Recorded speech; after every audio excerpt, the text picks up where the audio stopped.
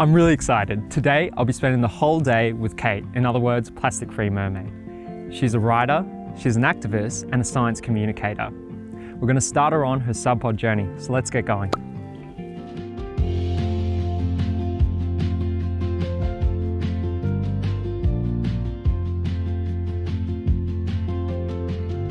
Kate, so good to be here. Thank you for inviting us out here. I'd love to know a little bit more about your journey to being Plastic-Free Mermaid. So in college, I was studying philosophy and I was volunteering for ocean conservation nonprofits. And one of the scientists there, Dr. Andrea Neal, she told me plastic doesn't biodegrade. It breaks up into millions of tiny little pieces and particles. And most of this plastic, because it's lightweight, isn't just staying in the ground, but it's traveling down the waterways out to the oceans. And when it gets out into the ocean, creatures ingest them and they get sick, or we ingest the ocean creatures and all of these things. So that was when I was like, oh my gosh, plastic is killing the ocean creatures? Like, that is not okay. Yeah.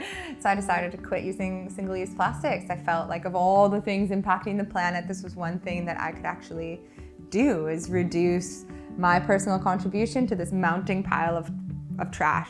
Yeah, so I've been plastic free for 10 years and I'm a mermaid, I surf, I sail, I free dive. So yeah, it felt good to protect the ocean.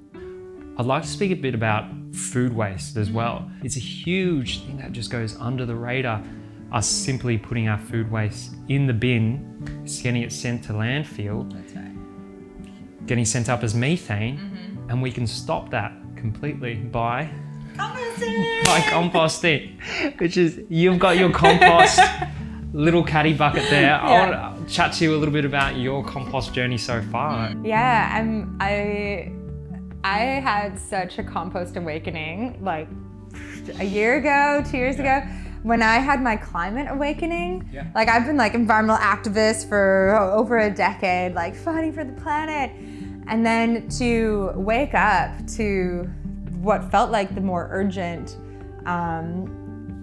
cause, which was the fact that the climate is heating up. It's like, oh wait, this is something I'm actually contributing so much to the greenhouse gases on our planet because of all this food waste daily. Yeah. And like, forget plastics, like, if you can't deal with your food scraps, your greenhouse gas emissions are off the charts collectively. And so to learn, like, oh, we have this resource that I can actually grow food from. And I sometimes think when we say like, I'm reducing my impact, I'm like, no, because we want to have a positive impact. Yeah, you know? Yeah, regenerative style. Yeah. So we don't, it's not that we're reducing our impact. We actually want to shift it from being negative to being positive. And so that we're contributing more like food for the worms, and we're supporting that little ecosystem by making a garden. So it's like, this whole thing has been such a learning journey, and to have now a place to grow veggies and grow food and put that weapon is really exciting.